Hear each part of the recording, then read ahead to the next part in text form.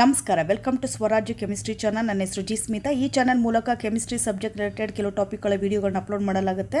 ಈ ವಿಡಿಯೋಗಳು ನಿಮಗೆ ಯೂಸ್ಫುಲ್ ಅನಿಸಿದ್ರೆ ಚಾನಲ್ ಸಬ್ಸ್ಕ್ರೈಬ್ ಮಾಡ್ಕೊಳ್ಳಿ. ವಿಡಿಯೋ ಇಷ್ಟ ಆಗಿದ್ರೆ ಲೈಕ್ ಮಾಡಿ, ಬೇರೆಯವ್ರಿಗೆ ಯೂಸ್ ಆಗುತ್ತೆ ಅನ್ನೋದಾದರೆ ಇದನ್ನು ಶೇರ್ ಮಾಡಿ. ಹಾಗೆಯೇ ನಿಮಗೆ ಕೆಮಿಸ್ಟ್ರಿ ಸಬ್ಜೆಕ್ಟಲ್ಲಿ ಯಾರು ಸ್ಪೆಸಿಫಿಕ್ ಟಾಪಿಕ್ ಬಗ್ಗೆ ವಿಡಿಯೋ ಬೇಕು ಅನ್ನೋದಾದರೆ ಕಮೆಂಟ್ಸ್ ಬಾಕ್ಸಲ್ಲಿ ಕಮೆಂಟ್ ಮಾಡಿ, ಖಂಡಿತವಾಗ್ಲೂ ಆ ಟಾಪಿಕ್ ರಿಲೇಟೆಡ್ ವಿಡಿಯೋನ ಅಪ್ಲೋಡ್ ಮಾಡ್ತೀನಿ. ಸೊ ಇವತ್ತು ಈ ವಿಡಿಯೋದಲ್ಲಿ ಡಿಸ್ಕಷನ್ ಮಾಡ್ತಾ ಇರೋ ಟಾಪಿಕ್ ಬಂದು ಆರ್ಗ್ಯಾನೋಮೆಟಾಲಿಕ್ ಕಾಂಪೌಂಡಲ್ಲಿ ಇಂಪಾರ್ಟೆಂಟ್ ರಿಯಾಕ್ಷನ್ಸ್ ಬಗ್ಗೆ ನಾನು ಡಿಸ್ಕಷನ್ ಮಾಡ್ತಾ ಇದ್ದೀನಿ. ಇದು ಆರ್ಗನೋಮೆಟಾಲಿಕ್ ಕಾಂಪೌಂಡ್ಸಲ್ಲಿ 7th ವಿಡಿಯೋ. ಸೊ ಯಾವ್ಯಾವ ರಿಯಾಕ್ಷನ್ಸ್ ಇಂಪಾರ್ಟೆಂಟ್ ಅಂತಂದರೆ ನೋಡಿ, ಆಕ್ಸಿಡೇಟಿವ್ ಅಡಿಷನ್, ರೆಡಕ್ಟಿವ್ ಎಲಿಮಿನೇಷನ್, ತುಂಬ ಬೇಸಿಕ್ ರಿಯಾಕ್ಷನ್ಸ್ ಇವೆಲ್ಲ. ಇದನ್ನು ತುಂಬ ನೀಟಾಗಿ ಅರ್ಥ ಮಾಡ್ಕೋಬೇಕು ನೀವು.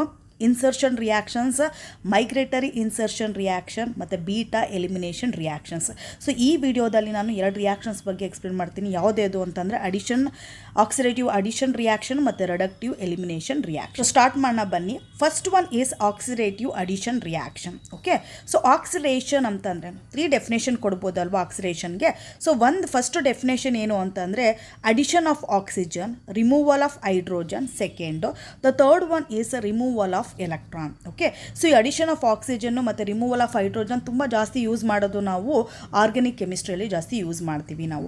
ಬಟ್ ರಿಮೂವಲ್ ಆಫ್ ಎಲೆಕ್ಟ್ರಾನು ಇದೆಯಲ್ಲ ನೋಡಿ, ಈ ಡೆಫಿನೇಷನ್ ನಮ್ಮ ಇನ್ಆರ್ಗ್ಯಾನಿಕ್ ಕೆಮಿಸ್ಟ್ರಿಯಲ್ಲಿ ಅದು ಎಸ್ಪೆಷಲಿ ನಾನು ಇವತ್ತು ಮಾಡ್ತಾ ಇರೋ ಟಾಪಿಕ್ಗೆ ತುಂಬ ಚೆನ್ನಾಗಿ ಹೊಂದಾಣಿಕೆ ಆಗುತ್ತೆ. ಓಕೆ, ನಾವು ತೊಗೊಳ್ಳೋಣ. ಹಾಗಾದ್ರೆ ಇಲ್ಲಿ ಆಕ್ಸಿಡೇಷನ್ ಅಂತಂದ್ರೆ ಏನು? ಆಕ್ಸಿಡೇಷನ್ ರಿಯಾಕ್ಷನ್ ಅಂತಂದ್ರೆ the reactions in which the removal of electron will takes place is known as the oxidation reaction. Okay, so next oxidative addition ಅಂತಂದರೆ ಏನು? ಓಕೆ, ಮತ್ತು ಈ ಆಕ್ಸಿಡೇಟಿವ್ ಅಡಿಷನ್ ರಿಯಾಕ್ಷನ್ನ ಫಸ್ಟ್ ಟೈಮು ಯಾರು ಇಂಟ್ರೊಡ್ಯೂಸ್ ಮಾಡಿದ್ದು ಇದನ್ನೆಲ್ಲ ತಿಳ್ಕೊಳ್ಳೋಣ ಬನ್ನಿ ನಾವು.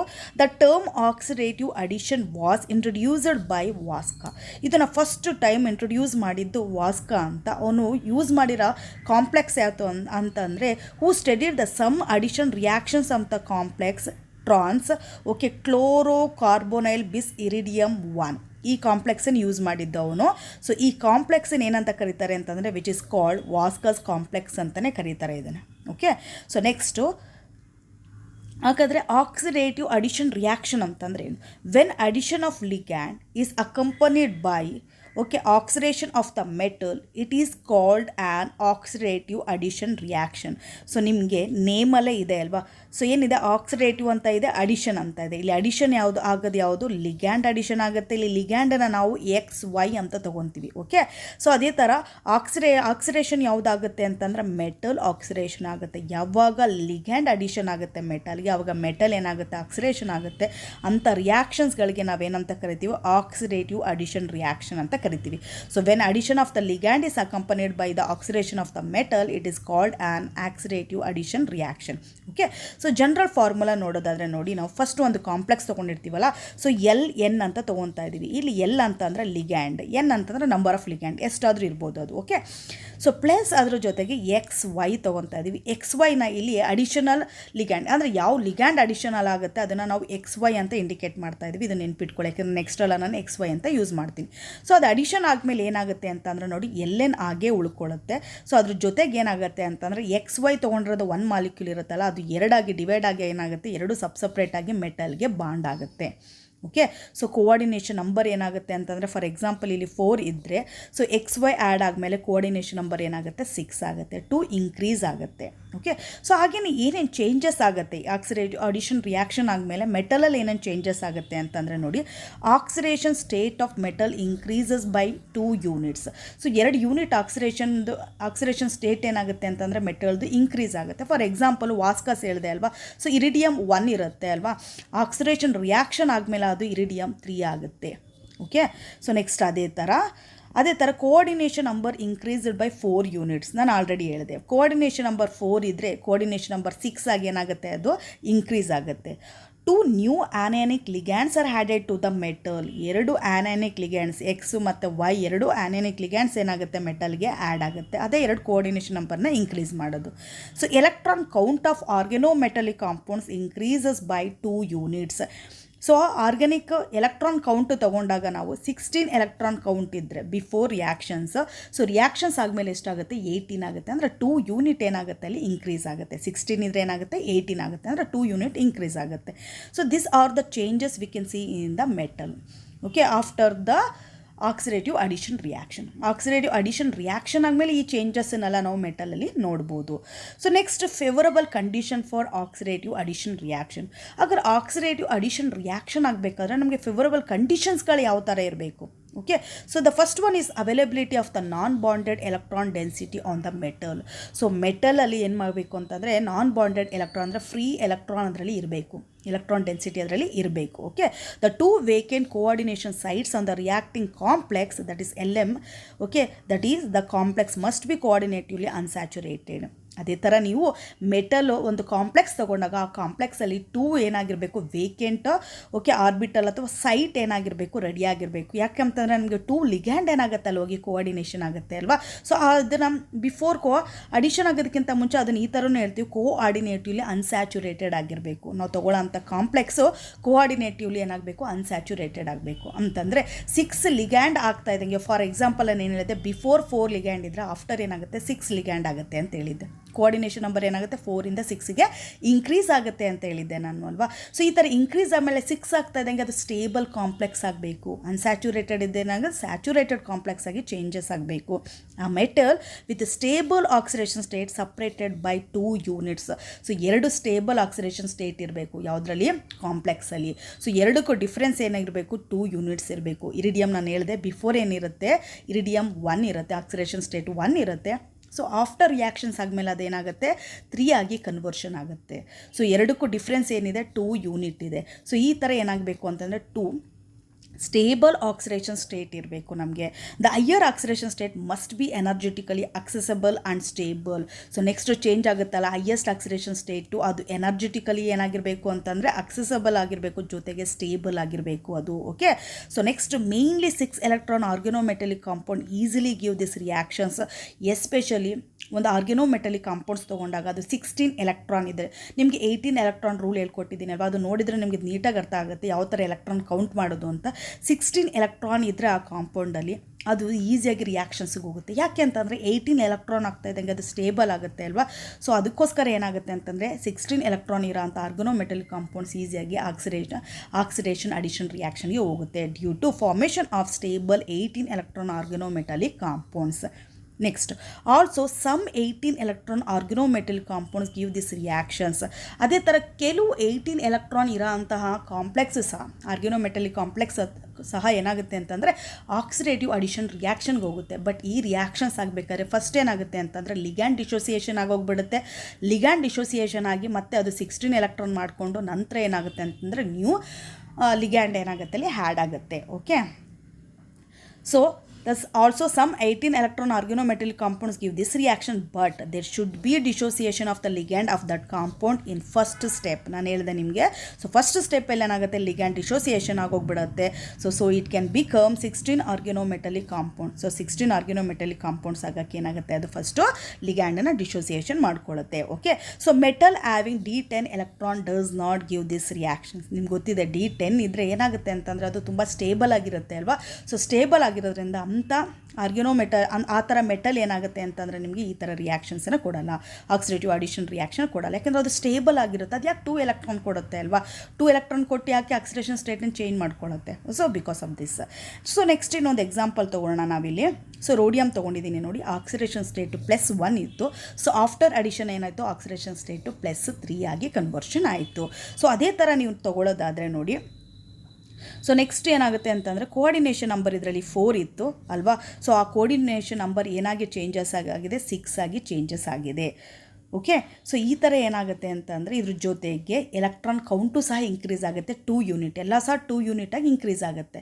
ಓಕೆ, ಸೊ ಇದು ನೆಕ್ಸ್ಟ್ ಇನ್ನೊಂದು ಅಬ್ಸರ್ವ್ ಮಾಡ್ತಾ ಇರಬೇಕು ನೀವು, ಇಲ್ಲಿ ಇರಿವರ್ಸಿಬಲ್ ಇದೆ ರಿಯಾಕ್ಷನ್ಸ್ ಏನಾಗಿದೆ, ರಿವರ್ಸಿಬಲ್ ರಿಯಾಕ್ಷನ್ಸ್ ಇದೆ. ಆಮೇಲೆ ಹೇಳ್ತೀನಿ ಅದನ್ನು, ಜಸ್ಟ್ ಅದು ನೆನ್ಪಿಟ್ಕೊಳ್ಳಿ ನೀವು. Next possible stereo chemistry. ಏನೇನು ಸ್ಟೀರಿಯೋ ಕೆಮಿಸ್ಟ್ರಿ ಪಾಸಿಬಿಲಿಟಿ ಅಂದರೆ ಇಲ್ಲಿ ಸಿಸ್ಸು ಮತ್ತು ಟ್ರಾನ್ಸ್ ಎರಡೂ ಸಹ ಪ್ರಾಡಕ್ಟ್ ಬರೋ ಚಾನ್ಸಸ್ ಇರುತ್ತೆ.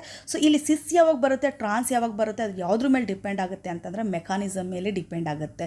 ನಾವಿಲ್ಲಿ 2 ಟೈಪ್ಸ್ ಮೆಕಾನಿಸಮ್ ನೋಡ್ಬೋದು ನಾವು.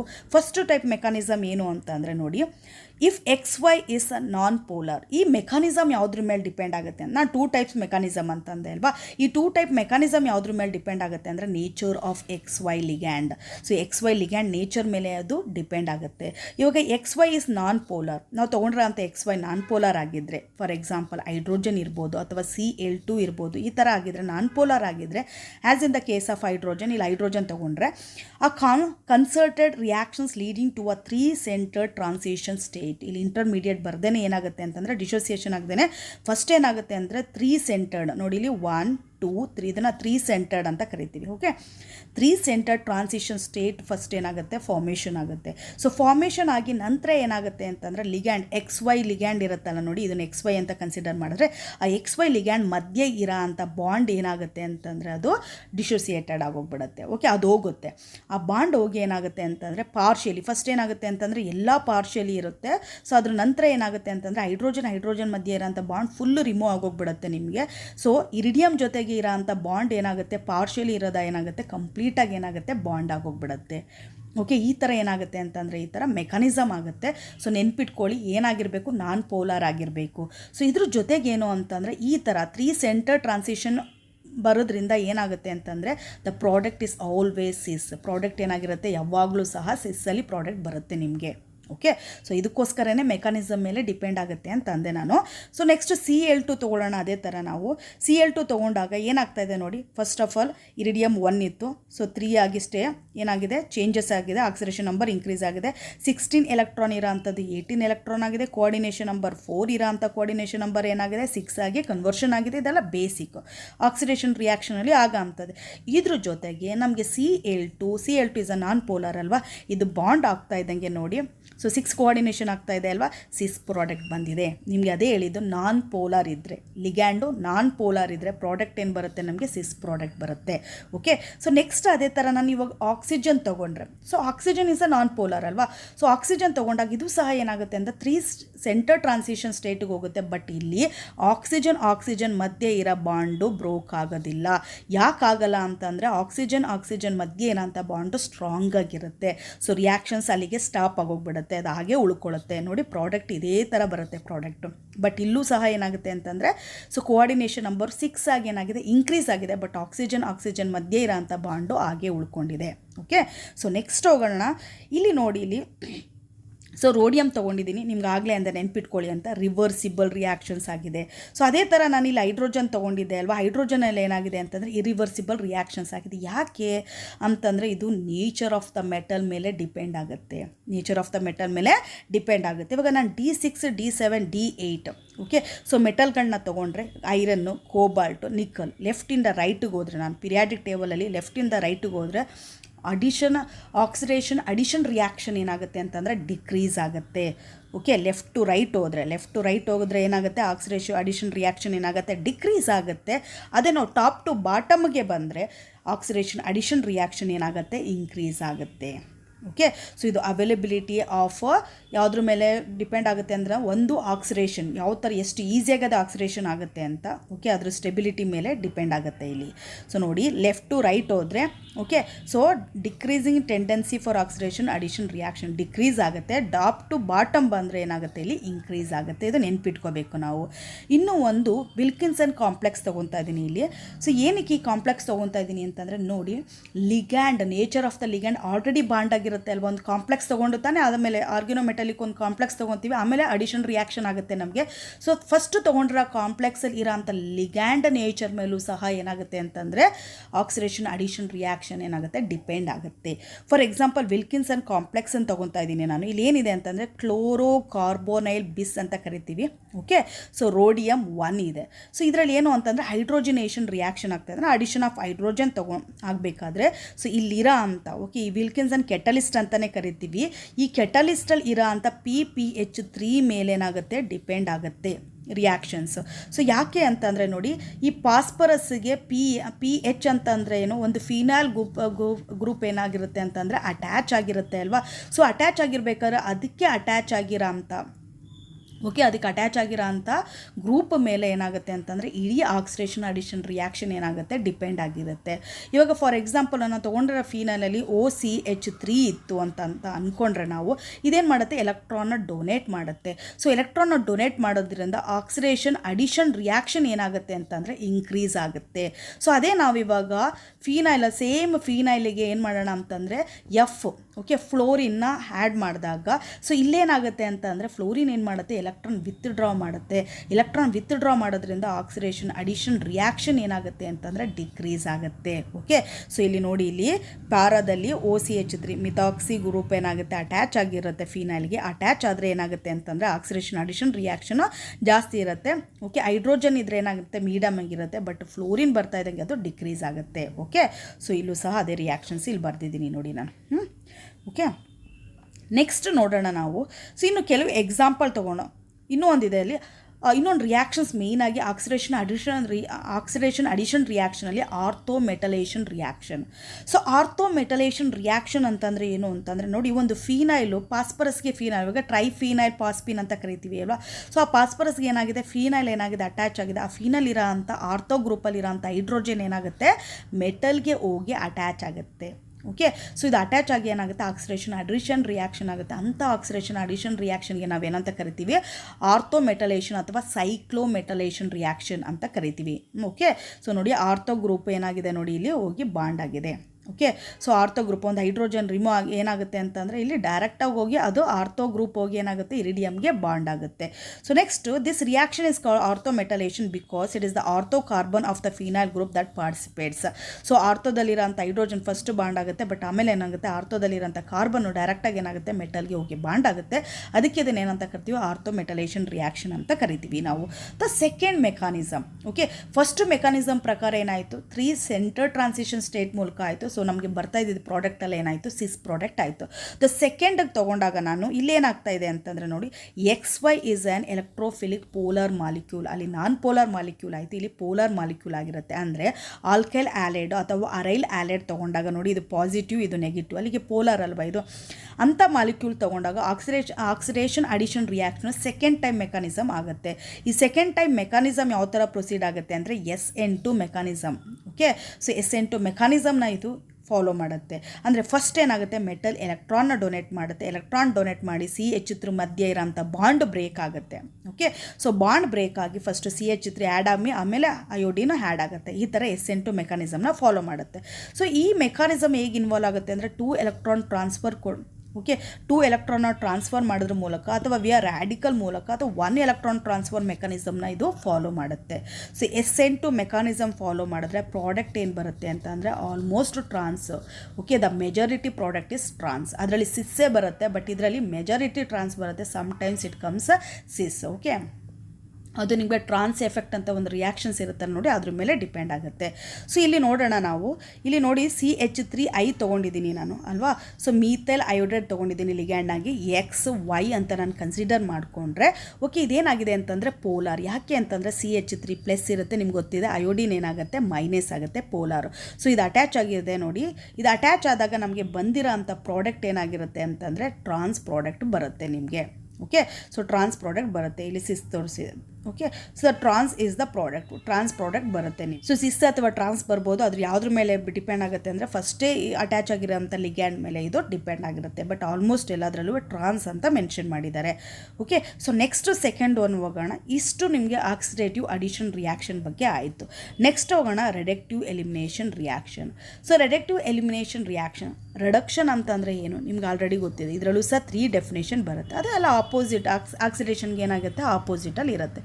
ಸೊ ಏನು ಅಂತಂದರೆ removal of oxygen, addition of hydrogen or addition of electron. First 2 ಇದೆಯಲ್ಲ, ರಿಮೂವಲ್ ಆಫ್ ಆಕ್ಸಿಜನ್ ಅಥವಾ ಅಡಿಷನ್ ಆಫ್ ಹೈಡ್ರೋಜನು ನಾವು ಆರ್ಗ್ಯಾನಿಕ್ ಕೆಮಿಸ್ಟ್ರಿಯಲ್ಲಿ ಸ್ಟಡಿ ಮಾಡ್ತೀವಿ. ಸೊ ಇಲ್ಲಿಗೆ ಸೂಟಬಲ್ ಆಗೋದೇನು ಅಂದರೆ ಅಡಿಷನ್ ಆಫ್ ಎಲೆಕ್ಟ್ರಾನ್. ಸೊ ಅಲ್ಲಿ ಎಲೆಕ್ಟ್ರಾನ್ ಅಡಿಷನ್ ಮಾಡ್ತಾ ಇದ್ದಂಗೆ ನಿಮ್ಗೆ ಗೊತ್ತಿದೆ ಆಕ್ಸಿಡೇಷನ್ ಸ್ಟೇಟ್ ಏನಾಗುತ್ತೆ ಇಲ್ಲಿ ಡಿಕ್ರೀಸ್ ಆಗುತ್ತೆ ಅಲ್ವಾ. So almost exact reverse of oxidation addition. ಇದು ಎಕ್ಸಾಕ್ಟಾಗಿ ಏನಾಗುತ್ತೆ ಅಂತಂದರೆ ಆಕ್ಸಿಡೇಷನ್ ಅಡಿಷನ್ ರಿಯಾಕ್ಷನ್ಗೆ ಏನಾಗುತ್ತೆ ಇದು ಆಪೋಸಿಟ್ ಇರುತ್ತೆ. ಅಲ್ಲಿ ಏನಾಗುತ್ತೆ 2 ಲಿಗ್ಯಾಂಡ್ ಏನಾಗುತ್ತೆ ಅಟ್ಯಾಚ್ ಆಗಿ ಆಗಿ ಕೋಆರ್ಡಿನೇಷನ್ ನಂಬರ್ ಇನ್ಕ್ರೀಸ್ ಆಗುತ್ತೆ, ಇಲ್ಲಿ ಏನಾಗುತ್ತೆ ಡಿಕ್ರೀಸ್ ಆಗುತ್ತೆ. ಸೊ ಓಕೆ, ಡಿಟ್ಯಾಚ್ ಆಗುತ್ತೆ, ಎಲಿಮಿನೇಟ್ ಆಗುತ್ತೆ. ಇಲ್ಲಿ ನೋಡಿ LNM ಇದೆ, ಎ ಮತ್ತು ಬಿ ಎರಡೂ ಸಹ ಏನಾಗಿದೆ ಮೆಟಲ್ಗೆ ಬಾಂಡ್ ಆಗಿದೆ. ಆ ಮೆಟಲ್ಗೆ ಬಾಂಡ್ ಆಗಿರೋ AB ಏನಾಗುತ್ತೆ ಅದು ಎಲಿಮಿನೇಟ್ ಆಗುತ್ತೆ. ಎಲಿಮಿನೇಟ್ ಆಗಿ ನಮಗೇನು ಬರುತ್ತೆ LM ಬರುತ್ತೆ, ಜಸ್ಟ್ ಆಪೋಸಿಟ್. ಓಕೆ, ನೆಕ್ಸ್ಟು ಇದರಲ್ಲಿ ಏನೇನು ಚೇಂಜಸ್ ಆಗುತ್ತೆ ಅಂತಂದರೆ ಜಸ್ಟ್ ಆಪೋಸಿಟ್ ಆಕ್ಸಿಡೇಷನ್ ಅಡಿಷನ್ ರಿಯಾಕ್ಷನ್ಗೆ, ಅಂದರೆ oxidative state of metal decreases by 2 units. ಅಲ್ಲಿ ಇನ್ಕ್ರೀಸ್ ಆದರೆ ಇಲ್ಲಿ ಏನಾಗುತ್ತೆ 2 ಯೂನಿಟ್ ಏನಾಗುತ್ತೆ ಇಲ್ಲಿ ಡಿಕ್ರೀಸ್ ಆಗುತ್ತೆ. ಓಕೆ, ಸೊ ಅಂದರೆ ಇವಾಗ ಫಾರ್ ಎಕ್ಸಾಂಪಲ್ ಆಕ್ಸಿಡೇಷನ್ ಸ್ಟೇಟ್ 3 ಇದ್ದರೆ ಆಕ್ಸಿಡೇಷನ್ ಸ್ಟೇಟ್ ಏನಾಗುತ್ತೆ 1 ಆಗಿ ಕನ್ವರ್ಷನ್ ಆಗುತ್ತೆ. Next coordination number decreases by 2 units. Coordination number 6 ಇದ್ದರೆ ಏನಾಗುತ್ತೆ ಕೋಆರ್ಡಿನೇಷನ್ ನಂಬರ್ 4 ಆಗಿ ಏನಾಗುತ್ತೆ ಕನ್ವರ್ಷನ್ ಆಗುತ್ತೆ. So 2 cis oriented anionic ligands form a stable bond and leave the metal. ಇನ್ನೂ ಒಂದೇನು ಅಂತಂದರೆ ಲಿಗ್ಯಾಂಡು ಸಿಸ್ಸಲ್ಲೇ ಇರಬೇಕು. ಸಿಸ್ಸಲ್ಲೇ ಇದ್ದಾಗ ಏನಾಗುತ್ತೆ ಅದು ಒಂದಕ್ಕೊಂದು ಆ್ಯನಾನಿಕ್ ಲಿಗ್ಯಾಂಡ್ ಏನಾಗುತ್ತೆ ಅಂತಂದರೆ ಫಸ್ಟ್ ಅದೇನಾಗುತ್ತೆ ಅಂದರೆ ಸ್ಟೇಬಲ್ ಒಂದು ಬಾಂಡ್ ಫಾರ್ಮೇಷನ್ ಆಗುತ್ತೆ ಅದೆರಡರ ಮಧ್ಯೆ. ಇಲ್ಲಿ ಬಾಂಡ್ ಫಾರ್ಮೇಷನ್ ಆಗಬೇಕಾದ್ರೆ ಏನಾಗುತ್ತೆ ಅಂತಂದರೆ ಇಲ್ಲಿರೋದು ಪಾರ್ಷಿಯಲ್ ಆಗುತ್ತೆ, ಪಾರ್ಷಿಯಲ್ ಆಗಿ ಕೊನೆಗೆ ಏನಾಗುತ್ತೆ ಅಂತಂದರೆ ಓಕೆ ಬಾಂಡ್ ಬ್ರೋಕನ್ ಆಗುತ್ತೆ. ಓಕೆ, ಲೀವ್ ದ ಮೆಟಲ್ನ ಬಿಡುತ್ತೆ. So factor which facilitates the reductive elimination reaction. So ಯಾವ ಫ್ಯಾಕ್ಟರ್ಸ್ ನಮಗೆ ರಿಡಕ್ಟಿವ್ ಎಲಿಮಿನೇಷನ್ ರಿಯಾಕ್ಷನ್ಸನ್ನು ಫೆಸಿಲೇಟ್ ಮಾಡುತ್ತೆ ಅಂತಂದರೆ first one high formal positive charge on the metal. ನಮಗೆ ಅಲ್ಲಿ ಏನಾಗಬೇಕಾಗಿತ್ತು ಎಲೆಕ್ಟ್ರಾನ್ ಡೆನ್ಸಿಟಿ ಜಾಸ್ತಿ ಇರಬೇಕಾಗಿತ್ತು, ಇಲ್ಲಿ ಪಾಸಿಟಿವ್ ಚಾರ್ಜ್ ಇರಬೇಕು ಮೆಟಲ್ ಮೇಲೆ. ಯಾಕೆ ಅಂತಂದರೆ ಒಂದು ಲಿಗ್ಯಾಂಡ್ ಡಿಟ್ಯಾಚ್ ಆಗಬೇಕಾದ್ರೂ ಅದು ಒಂದೊಂದು ಎಲೆಕ್ಟ್ರಾನ್ ಏನಾಗುತ್ತೆ ಮೆಟಲ್ ಕೊಡುತ್ತೆ. ಸೊ ಮೆಟಲ್ಗೆ ಎಲೆಕ್ಟ್ರಾನ್ ಬೇಕಾದರೆ ಮಾತ್ರ ಅಕ್ಸೆಪ್ಟ್ ಮಾಡ್ಕೊಳ್ಳೋದಲ್ವ, ನಿಮಗೆ ಇಲ್ಲಿ ಪಾಸಿಟಿವ್ ಚಾರ್ಜ್ ಇದ್ದರೆ ಈಸಿಯಾಗಿ ಏನು ಮಾಡುತ್ತೆ ಎಲೆಕ್ಟ್ರಾನ್ ಅದು ಅಕ್ಸೆಪ್ಟ್ ಮಾಡ್ಕೊಳ್ಳುತ್ತೆ. ಅದಕ್ಕೆ ಇಲ್ಲಿ ಏನು ಹೇಳಿದ್ದಾರೆ formal positive charge on the ಮೆಟಲಲ್ಲಿ ಹೈ ಫಾರ್ಮಲ್ ಪಾಸಿಟಿವ್ ಚಾರ್ಜ್ ಇದ್ದರೆ ಅದು ಯಾವುದಕ್ಕೆ ಫೆಸಿಲೇಟ್ ಮಾಡುತ್ತೆ ರಿಡಕ್ಟಿವ್ ಎಲಿಮಿನೇಷನ್ ರಿಯಾಕ್ಷನ್ಗೆ ಫೆಸಿಲೇಟ್ ಮಾಡುತ್ತೆ. The presence of bulky group on the metal. So ಮೆಟಲಲ್ಲಿ ಬಲ್ಕಿ ಗ್ರೂಪ್ ಅಟ್ಯಾಚ್ ಆದಾಗ ಏನಾಗುತ್ತೆ ಅನ್ಸ್ಟೆಬಿಲಿಟಿ ಆಗೋಗ್ಬಿಡುತ್ತೆ. ಮೆಟಲ್ ಸ್ಟೇಬಲ್ ಆಗಬೇಕು ಅಂತಂದರೆ ಏನು ಮಾಡಬೇಕು ಅದು ಆದಷ್ಟು ಲಿಗ್ಯಾಂಡನ್ನು ಏನು ಮಾಡಬೇಕು ಬಿಟ್ಬಿಡ್ಬೇಕು. ಅವಾಗ ಏನಾಗುತ್ತೆ ಈ ರಿಡಕ್ಟಿವ್ ಎಲಿಮಿನೇಷನ್ ರಿಯಾಕ್ಷನ್ಸ್ ಆಗುತ್ತೆ. And electronically stable organic product ನಮಗೆ ಬರೋ ಅಂಥ ಪ್ರಾಡಕ್ಟ್. ಓಕೆ, ಸೊ ಏನು ಡಿಟ್ಯಾಚ್ ಆಗಿ ನಮಗೆ ಪ್ರಾಡಕ್ಟ್ ಬರುತ್ತೆ ಆ ಪ್ರಾಡಕ್ಟ್ ಏನಾಗಿರಬೇಕು ಅಂತಂದರೆ ಅದು ಸ್ಟೇಬಲ್ ಆಗಿರಬೇಕು. ಓಕೆ, ಸ್ಟೇಬಲ್ ಆಗಿದ್ದರೆ ಮಾತ್ರ ಅವಾಗ ಏನಾಗುತ್ತೆ ರಿಡಕ್ಟಿವ್ ಎಲಿಮಿನೇಷನ್ ರಿಯಾಕ್ಷನ್ಸ್ ಏನಾಗುತ್ತೆ ಅವಾಗ ಪ್ರೊಸೀಡ್ ಆಗುತ್ತೆ. ಓಕೆ, ಸೊ ನೆಕ್ಸ್ಟು ತುಂಬ ಇಂಪಾರ್ಟೆಂಟಾಗಿ ಏನಿರಬೇಕು ಅಂದರೆ cis orientation of the groups taking part reductive elimination. So ಸಿಸ್ಸಲ್ಲಿ ಇದ್ದರೆ ಮಾತ್ರ ಯಾವುದೇ ಎಲಿಮಿನೇಟ್ ಆಗಬೇಕು, ನಿಮಗೆ ಯಾವುದು ಸ್ಟೇಬಲ್ ಬಾಂಡ್ ಫಾರ್ಮೇಷನ್ ಆಗಿ ಎಲಿಮಿನೇಟ್ ಆಗುತ್ತೆ ಆ ಎಲಿಮಿನೇಟ್ ಆಗೋಂಥ ಗ್ರೂಪ್ ನಿಮಗೆ ಸಿಸ್ ಪೊಸಿಷನಲ್ಲಿ ಇರಬೇಕು. ಇಲ್ಲ ಅಂತಂದರೆ ಏನಾಗುತ್ತೆ ಅಂದರೆ ಸಮ್ಟೈಮ್ಸ್ ಆ್ಯಕ್ಚುಲಿ ಒಂದು ಓರಿಯೆಂಟೇಷನ್ ಆಗಿ ತನಗೆ ತಾನೇ ಏನಾಗುತ್ತೆ ರೀಅರೇಂಜ್ಮೆಂಟ್ ಆಗಿ ಸಿಸ್ ಬಂದ ಮೇಲೆ ಅದು ಏನಾಗುತ್ತೆ ಎಲಿಮಿನೇಷನ್ ಆಗುತ್ತೆ. Okay, so it is the reactions in which 2 cisoid anionic ligands on a metal couple together. So ಈ ರಿಯಾಕ್ಷನ್ಸ್ ಏನಾಗುತ್ತೆ ಅಂತಂದರೆ ಆಲ್ರೆಡಿ ಹೇಳಿದೆ ನಾನು. ಓಕೆ, ಸೊ ಇಲ್ಲಿ ಮೆಟಲ್ LN ಇದೆ ಅಂತ ಅಂದ್ಕೊಳ್ಳಿ, ಎ ಮತ್ತು ಬಿ ಓಕೆ ಡಿಟ್ಯಾಚ್ ಆಗೋಂಥ ಎ ಮತ್ತು ಬಿ ಏನಾಗಿರಬೇಕು ಅಂತಂದರೆ ಸಿಸೈಡಲ್ಲಿ ಇರಬೇಕು. ಇದು ಓಕೆ ಆ್ಯನಾನಿಕ್ ಆಗಿ ಸಿಸೈಡಲ್ಲಿ ಇದ್ದರೆ ಅದೆರಡು ಏನಾಗುತ್ತೆ ಅಂತಂದರೆ ಕಪ್ಪಲ್ ಆಗಿ ಇದೆರಡು ಕಪ್ಪಲ್ ಆಗಿ ಏನಾಗುತ್ತೆ ಅಂತಂದರೆ ಎಲಿಮಿನೇಷನ್ ರಿಯಾಕ್ಷನ್ಸ್ ಆಗುತ್ತೆ. Each anionic ligand pushes 1 electron back on to metal centre to reduce it by 2 electron.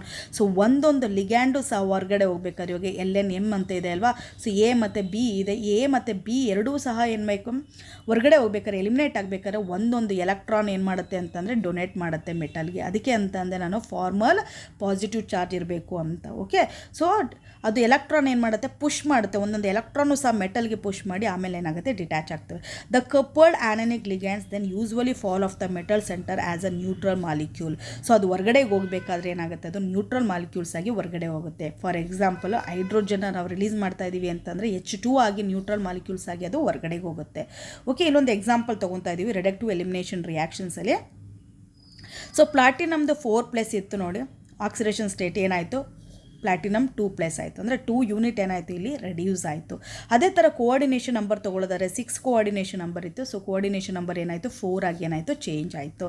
So next ನೋಡೋದಾದರೆ ನಾವು ಇಲ್ಲಿ ಸೊ CH3 ಏನಾಗಿದೆ ಅಂತಂದರೆ ಅಂದರೆ C2H6 ಏನಾಗ್ತಾಯಿದೆ ಎಲಿಮಿನೇಷನ್ ಆಗ್ತದೆ. ಹೇಗೆ ಎಲಿಮಿನೇಷನ್ ಆಗ್ತಾಯಿದೆ ಅಂತಂದರೆ ನೋಡಿ ಸಿಸ್ಸಲ್ಲಿ ಇರೋ ಅಂಥ ಇದು ಎರಡು ಏನಾಗುತ್ತೆ ಅಂತಂದರೆ ಸಿಸ್ಸಲ್ಲಿ ಇರೋ ಅಂಥದ್ದೇ. ಓಕೆ, ಸೊ ಸಿಸ್ಸಲ್ಲಿ ಇರೋ ಅಂಥ ಯಾವುದಾದ್ರು ಎರಡು ಓಕೆ CH3 ಇರುತ್ತಲ್ಲ ಆ CH3 ಏನಾಗುತ್ತೆ ಅಂತಂದರೆ ನೋಡಿ bond first partial bond formation ಆಗುತ್ತೆ, ಎಲ್ಲ ಪಾರ್ಷಿಯಲ್ ಆಗ್ತವೆ.